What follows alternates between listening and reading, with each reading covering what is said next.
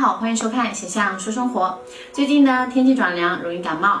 今天小象给大家分享一款经常喝的预防感冒的汤水，滋阴润肺，而且呢增强免疫力。最近可以煮来和家人一起喝哦，方法非常简单，一起来看一看。首先需要用到雪梨、银耳、红枣、冰糖、枸杞，还有百合。现在大家知道是什么汤了吧？这碗汤呢，很多人会自己在家里做，但是煮好了还是需要一些小技巧的。首先需要把银耳、百合、红枣全部泡发好，清洗干净，将雪梨去皮，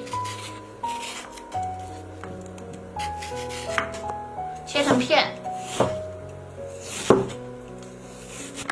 这个银耳呢，小象已经处理得很干净了。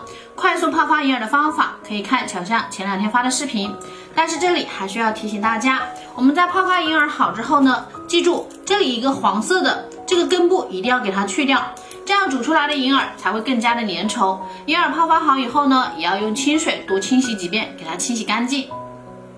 现在是最重要的部分了，就是熬汤。我们先把清理好的银耳放进锅里，再放入切好的雪梨片、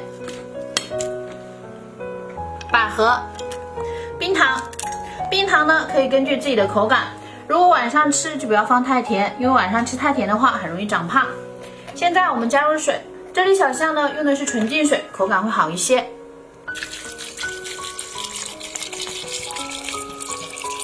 盖上盖子，小火熬制2个小时。现在时间到了，我们打开看一下，加入红枣、枸杞，再给它熬10分钟左右就可以了。这样子清热又美容养颜的汤就做好了。我们盛出来看一下，这个冰糖雪梨百合银耳汤虽然呢时间久了一点，但是非常的好喝。家里有小朋友老人的话，可以经常煮来喝，营养又健康，还能增强免疫力呢。屏幕前的你学会了吗？虽然呢时间会长一点，但是慢火煲出来的汤更美味哦。希望这个分享能够帮到您，觉得不错的话就转发分享出去。想了解更多实用有趣的生活小妙招，欢迎点赞加关注。我们下期再见，拜拜。